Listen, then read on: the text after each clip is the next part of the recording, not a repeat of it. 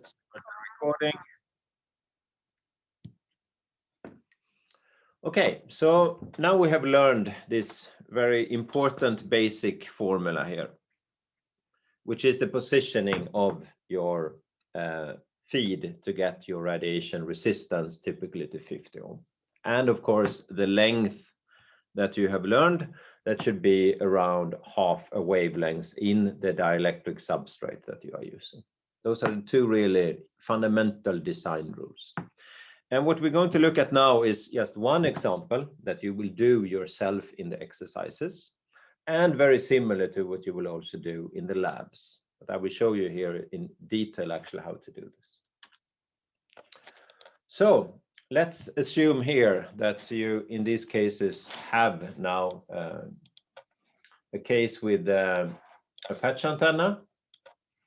So we have given some dimensions for it. It's simulated values in all of these cases. So you have given here some length and you're given some width to it. In your own patch antenna, you have to design that, of course, to have these kind of good properties. You have to choose those ones. And what happens now is that when we have this, we measure some results. And in this case, we have the measured results here, which are the simulated one. You can see a red curve here, and you can see the blue curve here. So the blue curve here is the radiation resistance, the real part of the input impedance. The red part is the reactance. And from that one, we're going to adjust our antenna. So the first thing we're going to do is to figure out what's an estimate on the permittivity of the substrate, because I haven't said what it is, but we know now something of the data, and we should figure out approximately what was the permittivity. And then where should we put this feed point to reach 50 ohm? And of course, in these cases, what we have is this cavity model. So that is what we have given. So how do we do these cases? The first thing is that we have to figure out what we have. And if we think what we used in this cavity model was the assumption that the antenna was resonant, which means that we should then find the resonance frequency. And then we have to look here at the data, and we can see here it's 0. And then we can figure out what is actually the radiation resistance when we have this resonance. Most of all, we can, for the first case, figure out, okay, the resonance frequency, we know the resonance wavelength, and then we know that it should be approximately resonant for half a wavelength in the substrate, and then we can calculate the permittivity of that one. And for the second part, we just read off the value out here, and we say that for a given, let's say here, positioning of these ones, so it was a position of 2 centimeters, it was 100 and approximately 50 ohms. How should I change that one to get 50? So how do we do it? Yeah, we start reading off the resonance frequency. So looking at the data, we take the cut here, and that is approximately at 1.055.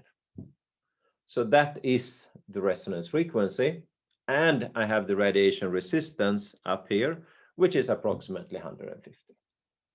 And in a typical case, this could be a final in this course. This is a problem for an old final. Yeah, this is the sufficient accuracy to read that off. You should do it as good as you can from the data that you have in front of you. The exact values here doesn't really matter, but you should do it fairly accurately. Okay, so we figure those out. Then we should determine the permittivity. And when we determine the permittivity, we know that the length here is half a wavelength in the substrate. So I know what L is, and I know that L is half a wavelength. So that is the relationship I have. So 9 centimeter is then the wavelengths, free space wavelengths, which I can compute. In this case, 28 centimeters, because that's the speed of light and the frequency. Of course, now we do it in centimeters in this case. So 30 centimeters, 1 gigahertz, divide what we had, 1.55, we got 28 centimeters. And then this is normalized now with the permittivity, and then we can just get out what the permittivity is, and using this formula would give the value of 2.4. In the simulation, it was used 2.33, but you can see it's fairly accurate. It's not exact. And that's, of course, because it's not resonant at half a wavelength. There is like a 10% error in this, but it's fairly accurate in some ways. So that is an idea what the permittivity is.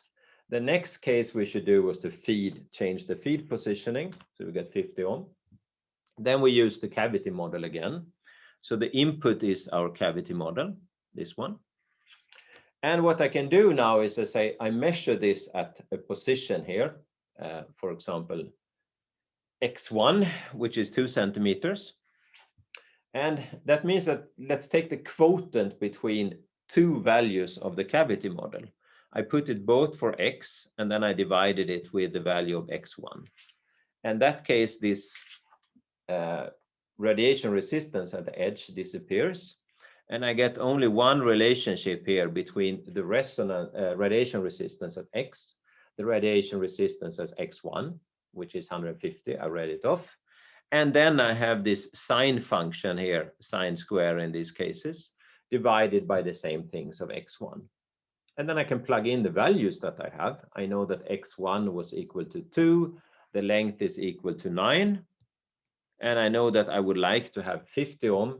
I had 150 ohms, and then I can have a formula now that only contain one unknown, and that is x. So here I have given numbers everywhere except x. And that means that I can actually invert this formula, and I can get out what x is. And if I plug it in, all the numbers I have, I say that x should be 1.1 centimeters. So we should change the feed point from 2 centimeters to 1.1 centimeters. Of course, I should move it closer to the center because I should reduce the radiation resistance from 150 to 50 ohm. And then we can see what actually happens if we zoom into this. That is what I have up here. And now we can see that the new curve, which are the dashed ones in these cases, we can now see that we have a resonance frequency here, slightly shifted, but not much. So there's a small shift. No, the new one are the solid ones. So sorry for that, I missed it. The new resonance frequency is down there. So slightly shifted from the old one, but very, very small piece. And the radiation resistance there is actually 50 ohm. So I got what I wanted. And this is, of course, a perfect case. When you make your antenna, it will be slightly worse, but you can see the procedure is quite okay. And it's very simple procedure to actually tune your antenna here to get the properties you would like it to have, which in this case is 50 ohm.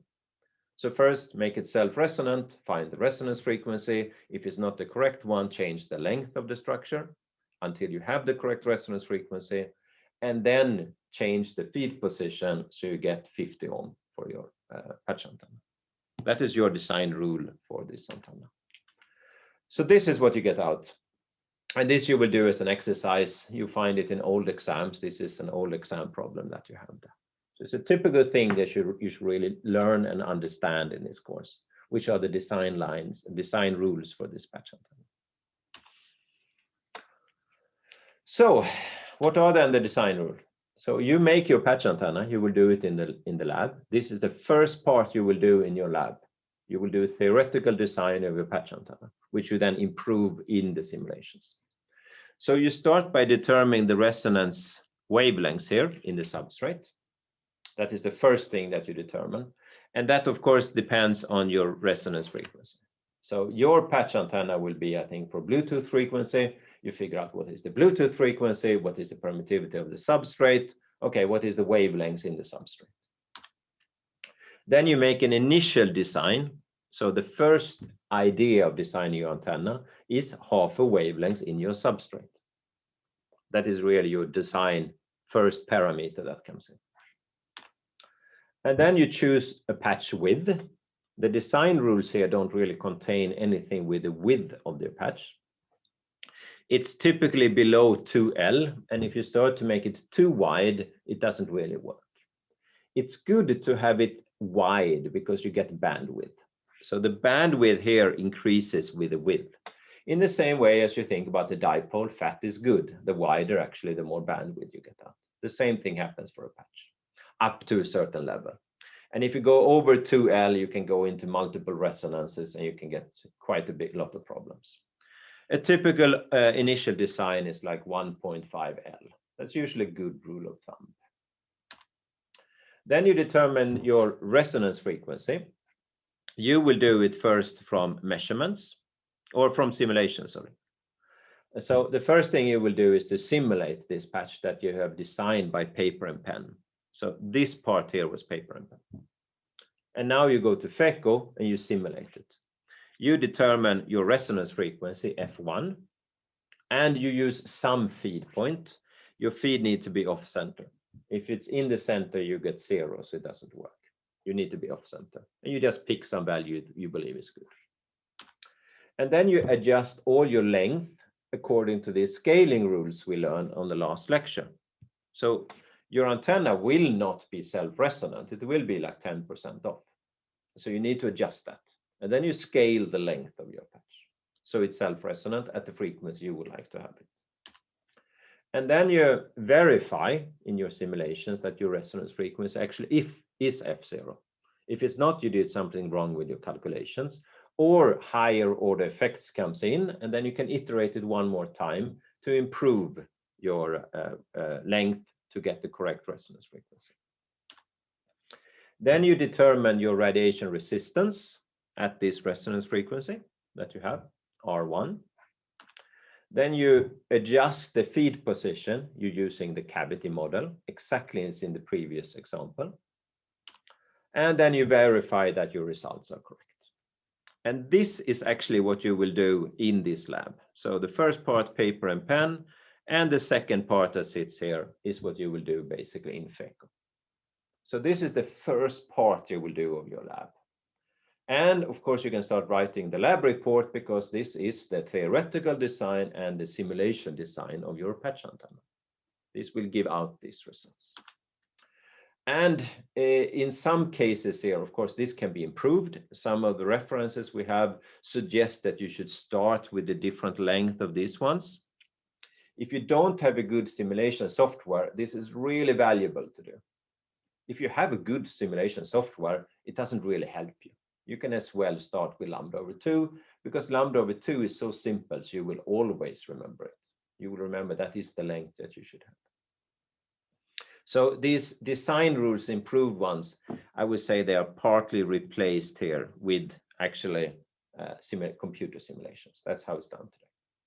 When you come to the first lab that you have, then you will actually redo this part here.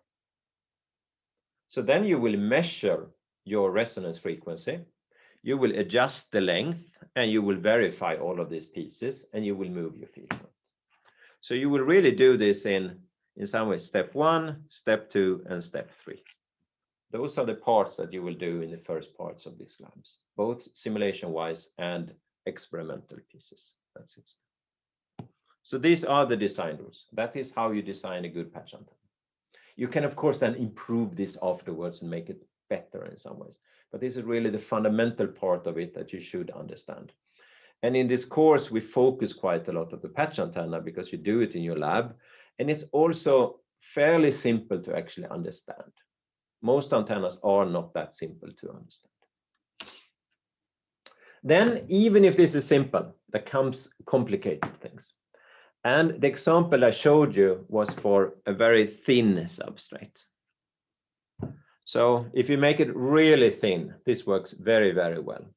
Your substrate is thin. I mean, I showed you this 1 millimeter approximately thick here, but in reality, it's a little bit thicker.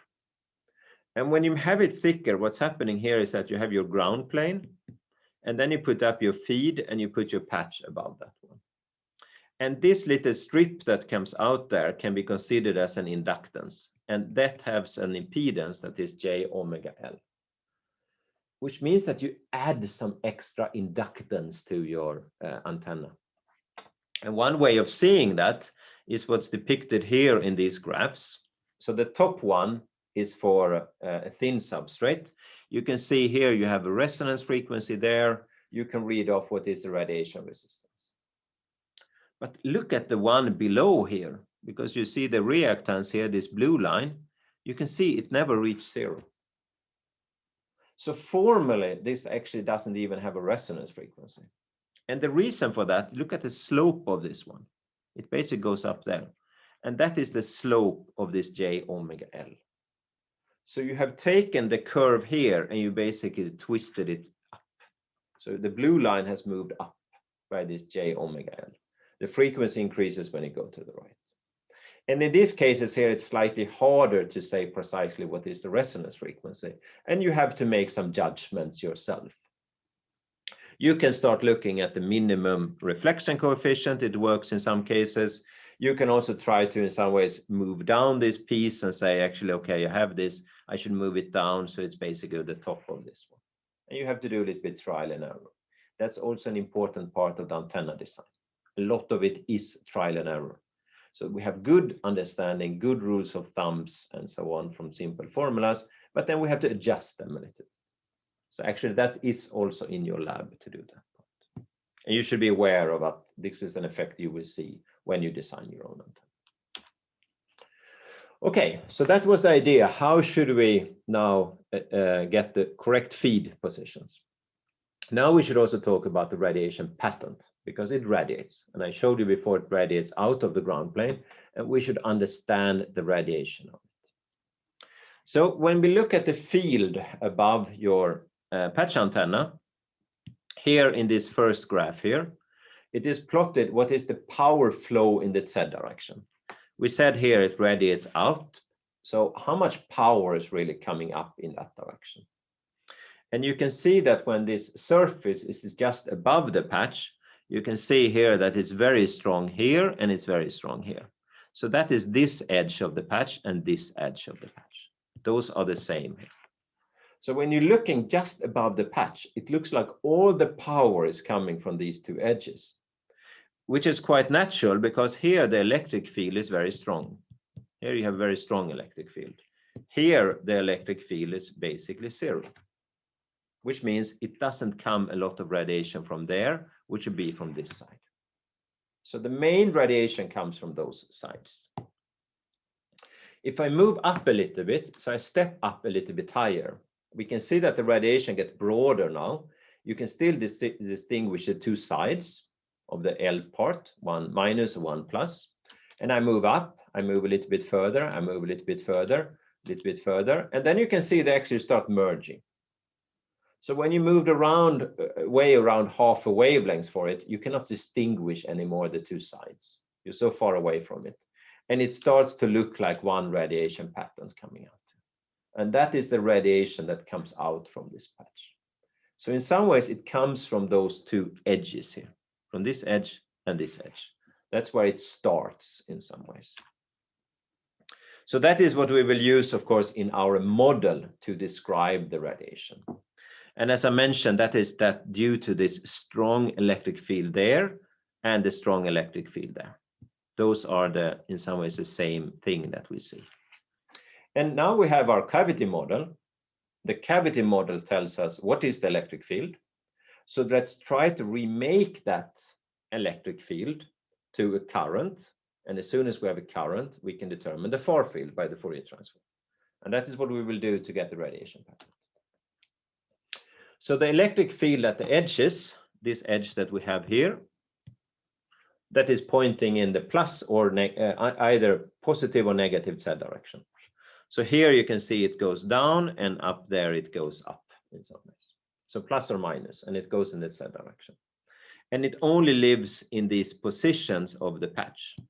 So in some ways, yeah, this line here and this line here, and the distance between those two is L. So one is plus L over 2, one is minus L over 2. And then what we will do now is to construct what's called magnetic surface currents. Those are model currents. And they come by taking the electric field and turning it with a normal direction. And the normal direction is pointing now outwards here. So in the N direction, I've been drawn here. So either plus X or negative X. That's the normal direction. And what this tells us is that we will now have a magnetic current that points in the Y direction or minus Y direction.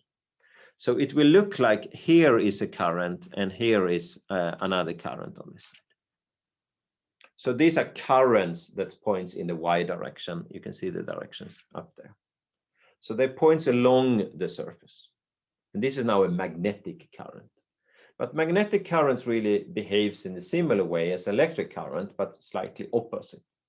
So when this sits above the ground plane, if I now have a magnetic current, which is horizontal, the current up there is horizontal, I get an image current that also is horizontal. So here you don't get the effect of a short circuit of this horizontal magnetic current.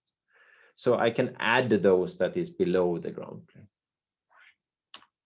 And yeah, if I do that, I get image current that then lives in this little structure that sits there. There I have both the magnetic current and the image current of the magnetic part, and the same thing below there. And then we start thinking, okay, I had a width here. I put the width as 1.5, the L, and in the substrate and so on. But it really will look like the radiation comes from these two edges. So here comes a lot of radiation, there comes a lot of radiation. And in some ways like a dipole. So the radiation from this patch antenna will look like the radiation from two dipoles, which are separated the distance L. And they will only radiate above the ground. And that actually gives us the radiation pattern of the patch. So we will compute this by computing the radiation vector. And if we think about the radiation vector, what was it? Compute the Fourier transform of your current density. Now it's a magnetic radiation vector because it's a magnetic current. Same formula. We go back to what we did last week. We have to compute this phase factor here, which is what we have up there, of all of it.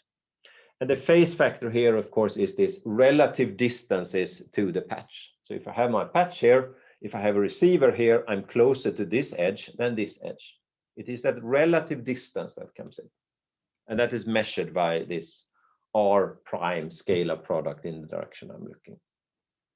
I do all the algebra of this. I plug in what are these coordinate systems, exactly what we did last week. And we can compute this, and doing all of this computation, this is what we get at. Whew. So a lot of calculations, this is what you get at. And now we can start asking the question, of course, you can plot this. Do you see how it looks if you think about it in your head? Make a mental picture of this formula here. How many of you can actually picture this? You don't have to raise your hand. I can admit I cannot really picture this. And probably that means that it's really hard to do this in your head. It's not a simple thing to do. You can put this into MATLAB. It would actually fairly accurately plot the radiation pattern of your patch. So we can calculate it, but we don't still really understand it. But if we go back to our original model, we can actually understand more. And we can understand it in a more simple way. But using this, we can of course do the same thing as the radiation vector. We remove the radial component in the same way as before. The radiated field, satisfies this right-hand rule. So electric and magnetic fields are perpendicular to the direction of propagation, which means that this one should not have a component in r hat. The one that was there, we just take away. We can then get out the radiation intensity by taking the square of that, and we can write it up here. This is the long formula that we can get at. And we can see that the maximum radiation is straight up. And we can integrate this to get the radiated power. Then you have to do the same thing as before. I hope all of you remember this sine theta d phi formula. You use it for the dipole. And of course, I can plug this in and do it here. Honestly, I cannot solve this integral myself, but I could put it in MATLAB and ask me to solve it. And it's not really the key part to really do that. The key part is to get the understanding that it can be done, and then get a simple model how to understand the pattern from the model instead. But we can compute these pieces. And if we do that, this is the way it looks. So this is a typical 3D radiation pattern from a patch antenna. In this case, I had a dielectric substrate of 2.2. Would be some low permittivity substrate like Teflon. And if we plot it, you can see it's now more complicated than a typical dipole pattern. This is no donut or something. I only have radiation above the ground plane, and the ground plane is in the XY cut. And this one then says that you have maximum radiation straight up here, that is straight out of your ground plane. Then you can see here in the X and Y direction, that in the Y direction down here, you really in some ways have a 0. And in the X direction, you have some radiation here. So the distance from this point to a point here and the color in some ways says how strong is the radiation. So if you were looking out in some direction outside there, you would read up, you're crossing the surface there, and that's proportional to the radiation intensity. And also the color would be proportional to this. Now you can see this is rather complicated. And you can see that the pattern is different if I do different cuts of it in some ways. And to simplify this, we typically plot only 2 versions of it. So we take 2 cuts. One is called the E plane here, which is the one I have here. And that is, I follow the line that comes in. I follow this line here. So in this case, that would be that phi, which is the angle here. So this will be that phi is equal to 0. So it is the cut with the X and Z axis in some ways. And that will form the line that you can see here. That is that cut. And the E plane is defined in these cases that I will go to the maximum point here, and then I will draw what is the E field. So the E will point in this XZ plane. So I go to the point of maximum radiation, I look where is my E field, and then make the cut. So the E field is in that plane. That will define the E plane. Then if I done that, I can do the opposite. I can go to the, again, maximum radiation, and then I can take this here, and that is actually where H is. So the magnetic field. And then I get the line that follows this one around here. It goes down there and down there. And that is what's also drawn here. And that will then be phi equal to 90 in this case, because now I sit in the Y axis. So this is the Y and Z plane in these cases. And that is the H plane that I have there. And for your patch antenna, we will measure the E and the H planes. That is what you will measure in the 3rd lab. And the naming for this is, of course, that you would like it to make it independent of your coordinate system. You just say, where is the E field pointing? Where is the H field pointing? And you get 2 different cuts to make it simpler. So now we will make a new poll here to make you think. Because I didn't draw where the patch was. The patch is sitting somewhere here. So the radiation, of course, comes out from the patch. And if I draw it, I could draw it in the center there. And then I can ask a question in these cases, where is the feed point? Could the feed point be there, there, or there? Where is the feed point of this one? Is it off-centered in the X direction? Or if it's off-center in the Y direction? Or is it, according to A, in the center of it? So think about that. Where is the feed of this rectangular patch? From what we learned before of the cavity model, we talked about how we should change the feed position. We said, where do you get the maximum radiation on 2 edges? They were where you have off-centered your feed. And from those one, it radiated like 2 dipoles. And those 2 dipoles give this radiation pattern. So in the poll, A is that the feed is at 0. B, you have it in the, what to say in these cases, you have it instead in Y is offset. So it would be a feed point that sits, say, in this direction offset or this direction offset. And in D and E, it's offset in the X direction. So typically a point there or a point there. So where is the feed point in these ones? So I will start the poll and then we will discuss the results from that one again.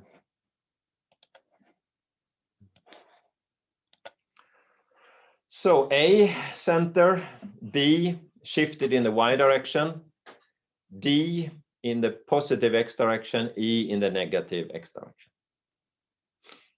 So think there for a few seconds, fill out what you believe. Where can it be put? And of course, from the model that you know that you have in these cases. You have the cavity model, it mainly radiates like from the two edges, which is in the direction where you have off-centered your feed. And it radiates like those two dipoles. Okay, so we have 9 votes. Now we've got 11, 12, a few more, and then we will close this. We have 4 more seconds to vote. Okay, we got 13 votes, so let's look at those ones. So this is what we got in. 2 suggestions of A and B, 1 on C, and then 8 or 9 on D and E. And which one are correct? D and E. So it's off-centered in the X direction. That is what we have here. I will stop this once so you can see D and E, most of them. And again, in these ones, you can see that those were the ones that are down here. So these are the correct ones, D and E. So how do we know it has to be offset in the X direction and not Y direction? Of course, in the previous example, I had offsetted it in the X direction, so maybe I just copied myself, which is probably what I did. But how do we know it from what we can see here? What was the idea of the radiation? The radiation here comes from these edges where we have offsetted it. So if I change my feed position in the X direction, I get one dipole there and one dipole there. So the radiation, dominant part of the radiation, looks like the radiation from these two dipoles. Why do they give this radiation pattern? Think about one thing first. What is the radiation when you go out here in the Y direction? It's a 0. There is no radiation when you go out in the Y direction, or very small radiation at least. And if you think the same, this is from your dipole. If you were taking your dipole antenna here, it doesn't radiate along the dipole. What is the direction along your dipole? That's the Y direction. And that is what you see in the radiation pattern, because in the Y direction, this goes into 0 here. It really reached 0. That is what you see here. It goes to 0. So that is the direction of these dipoles. So from looking at the patterns, we can know the patch had to look like that. Then you can ask a question, why do you get the radiation here? So if I follow the X direction or the X direction here, I get the radiation that is proportional to the distance outside there. That's because the distance between those two is different from lambda over 2. So this is not equal to lambda over 2. If it was close to lambda over 2, there wouldn't actually be any radiation in the X direction either, because they would cancel each other, because lambda over 2 is 180 degrees. So you get cancellation there. But due to the dielectric substrate, they are closer than that. And that actually gives a radiation then in the X direction. So this is how the radiation pattern from the patch looks like. Okay, so let's move on in these cases here. So these are the 2 correct ones. So then we can think about how does the radiation pattern depend on the permittivity that we have. So if I have a high permittivity or low permittivity. And if you think now that the distance between those edges is the patch length, and that is related to the wavelengths inside of the substrate, and the higher the permittivity, the shorter the wavelengths, which means that when the permittivity is very high, the edges are very close to each other, measured in free space wavelengths. And that will give that we have a different radiation pattern. So if we look at this, this is a case here for permittivity in air 1 up to permittivity 10, which is the green one. And when you can see that you are in the high one of this, they are very close together in some ways. And that means that they really look like the radiation from one dipole. So if you think that you have your patch and you have your two dipoles, so it radiates from this one and this one, then this distance here it is lambda epsilon over 2. And if lambda epsilon here is very small, it looks like the radiation from only one dipole. And one dipole radiates one donut, and then you take away half of it, which means you would go to directivity that is around 3, which is what we have in this green curve that sits here. If you look at that one, that is around 3 in its lambda. If you now start to, in some ways, decrease, in this case, the permittivity, we will go to the lowest one, which is epsilon 1. That is the red curve that sits here. And what you can see with that one is that if you go down to 0 here, it actually goes to 0 in both the E plane and the H plane. And that is because when you are in epsilon 1, the distance between these two is lambda over 2. And lambda over 2, that's equal to 180 degrees phase shift. And 180 degrees phase shift is -1. And you get cancellation between those two dipoles. And you get, in this case, no radiation in the ground plane, but you get higher radiation where you would like it to radiate. So that is one effect of the permittivity. So the D, maximum D, increases as the epsilon here increases. So it goes down the higher the permittivity. And the distance here is the distance between the radiating edges, which then goes from lambda over 2 to 0 when you increase the permittivity. And the maximum D for this very high permittivity is around 3, which is 2 times the dipole directivity. It's like a monopole, but in the the donut is cut in a slightly different way. So this is what we have in these cases. And now we can start thinking about the radiation pattern in an even simpler way, because you could see it was hard formulas to do. So let's simplify it even more. So if we would like to make the proper model of this, of course, you need this long magnetic current and this one here. Those are the one that sits there. You can see on the edges, this goes in opposite direction. So if this one would go like this, then this one would go like that. And those are the one that then sits here and there, and also down here. And in some ways, they are opposite directions. So let's skip them. And let's say that this one here, which is a long dipole, let's assume it's a Hertzian dipole instead. And a Hertzian dipole is your donut pattern that you know about. So let's simplify everything down to that. Then you only have 2 Hertzian dipoles which are separated in space. And that's make a fairly simple model that we can actually easily understand as humans. And it's fairly accurate as a radiation pattern. So the radiation pattern is from those 2 Hertzian dipoles, but this is now a magnetic current, which means we also have to change E to H when we think about the radiation pattern. And this is something that you will get a slightly different radiation pattern that I showed you, but not that much different. And it's fairly simple to do this because now everything just collapses here. So if you compute your radiation vector, you get a much simpler radiation pattern or radiation vector than you had before. And you can remove the radial component, and it's actually identical to what you had from the cavity model in the E plane.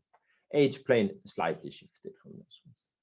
And this is a very simple model that you can have almost in your head, because here you have 1 Hertzian dipole there, 1 Hertzian dipole there, but magnetic Hertzian dipoles.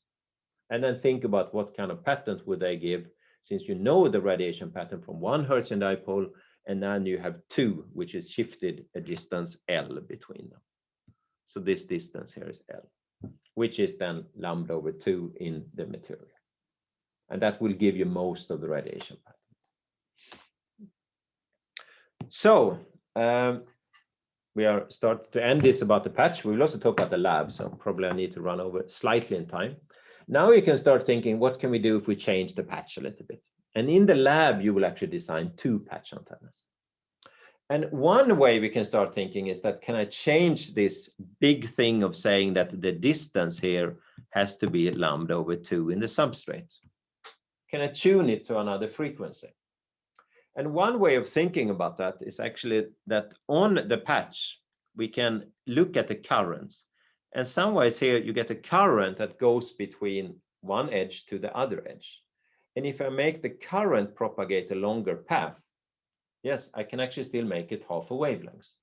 Little bit of the thinking that you went from your dipole antenna to this meander line antenna, which basically could shorten the dipole. Now we can shorten the patch in the same way. And one way of doing it is to add slots, as you can see down here. Because if I add a slot, it means that my currents now need to move around this one system. It has to go around the patch. And then you can start changing your resonance frequency. You can decrease the resonance frequency by doing that. And in the lab, you will then choose two patches. So you will do one rectangular one, and you will do one that either is double resonance or circular polarized. And here you can start thinking about that you have your feed point somewhere. Now it will be much more complicated design rules, more trial and error. And what you would like to do is to make the current path longer.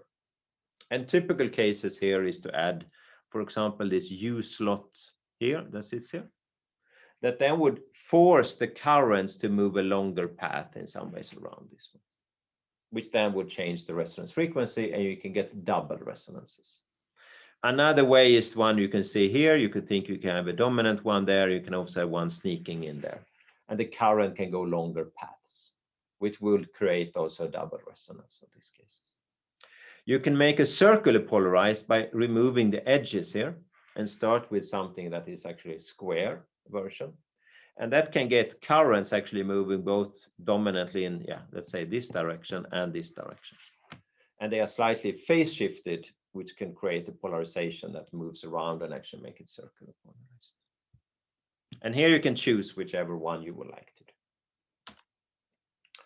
And in simulations of this, you will do it in FECO. You will do in this, there are instructions in the lab how to simulate this, and you can get out the data that you need from FECO. For example, the input impedance here, you can look at the gain, and you can look at the E field close to it. There are instructions for that to do that in the patch. We only have a few minutes, but we will run through the labs too. So let's move over a little bit to the lab sessions. So the lab overview in this case is really to design, simulate, and perform measurements of two patch antennas. So that is the goal that we will do here. And a patch antenna, I showed you here, it can look like this. The one you have will look more like this. The third lab, or the last one, will be down in our anechoic chamber. We will talk more about anechoic chambers before that lab. And those are these radio quiet environments. That's where you will measure this. So in the first part of it, which is the lab that starts this week, you will then calculate approximate dimensions of the patch antenna. Exactly what I've been doing today. So that is the design rules based on this cavity model that we've been doing now. And you will also refine your dimensions using FECO. So you will do your computer and analytical design starting this week. That is the first part. And you will do that as a home assignment. So we don't have to do that in the lab. For the second part, you will here measure the input impedance and reflection coefficient using a network analyzer. That you will do week 5, and you will do it at the lab rooms that we have with the lab supervisors. And the third lab, that is in this room here, then you will measure the radiation patterns out of your dipole. And before that, you have to also do another thing. For the third one, that is actually you have to design your own reflector antenna. And that's typically something you do by your kitchen utilities, for example, aluminium foil. And we will also measure the properties of your reflector antennas. Lab instructions you have on Canvas. You can download them. It shouldn't say Moodle there. It should say Canvas. And you will work in groups of 2. So we have to form you into the groups of 2. But let's try to do that also today. And you will write the lab report together. So that is the outline of doing this lab. And as I said, we are now here I think we are precisely there. So that is when we do the patch antenna. And it's also when we start this home assignment of the lab. And the scheduled idea is for week 5 and week 6 to do the rest of the lab. So we will also go through these parts then on the measurements before you do it. So you can see here in theory, we cover measurements and we cover the reflector antennas before you can do lab 3. So you will have an idea what the type of reflector antenna you should build. So yeah, that is what I mentioned with the schedule. We are here now. You will have to handle in your designs. So there will be office hours for that. We haven't posted them yet. There will be some this week and also some office hours next week. And then week 5, that will come up for week 5 and week 6, where you can sign up for the labs. We haven't opened it yet. Preliminary January 13, it might change slightly, some days there. You have to handle in your final lab report.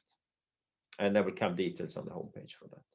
And then if you don't get approved on the first version, then you can handle in a revised lab report during typically the retake exam weeks. So then the supervisors will look at it again and see if this is approved or not. If there are small things, then they are nice. They will also look at it before this. Some parts of the report, it should be written in some introduction here. There are details in the lab instructions for it. Try to follow those. So really try to write it as a real report. You have to soon do your thesis work and so on. And this follows basically how to do technical design spec for an antenna. And it should be written as one continuous report, not as 3 separate reports. But of course, you have the 3 different parts. So when you do the first part of your lab, you start writing it. But you will have to revise that after you've done the second parts. You do it in these groups of 2. You should do it as a PDF file. Some very important part here is that the work has to be yours. So everything you put into this has to be your work. Every word you write has to be your work. All the figures you have to put in is your figures. And you're not allowed to copy somebody else's work or take something from internet. It's very common that we get some copies from Wikipedia or something you find on internet. You either then cite it for cheating if you do it, or it directly sent back to you. So you have to do it yourself. Every statement in the report has to be referenced if it's not yours. So if you make some claims in there, add citations. The reports will be checked against an electronic system called Urkund, so you are not copying somebody else's work. And if you're doing that, we have to file a report that you had copied it. So don't do it, write it yourself. Some typical cases with this are that they are returned due to unnecessary errors. And I say really unnecessary here, because we do tell you all of these things. And the best thing is, of course, that you get approved on the first version of your report, or it's only small minor things. So very important here, collect all the data from the sessions. If you forget it, you will not be able to get it back. Start writing your report early. When you do the designs this week, start writing it down into your report. Make sure you have labels on all axes. If you handle in, for example, the reflection coefficient and you don't write what's in the X and Y axis, your report will be returned to you. Make sure they are readable, so don't use too small font sizes. Don't use your mobile phone to take a copy of your computer screen. Of course, you do it in the computer instead if you want to have it out. If you have a lab equipment, you can take photos during the labs, of course, and everything is very good to do it, but get the data in a nice, readable way. Make sure you have the correct dimensions of everything. For example, dB or what you use for gain in these cases. And some motivation for it, for example, circular polarization. I will not go through it now because we're running out of time, but you can take a look at it in these lecture notes, and we will talk about this on lecture on Thursday. We will go through circular polarization, where actually the polarization is turning around. And that is one of the designs that sits there. So that's basically it of this lecture of today. We should also now form the lab groups if you have not done it. I will stop the recording.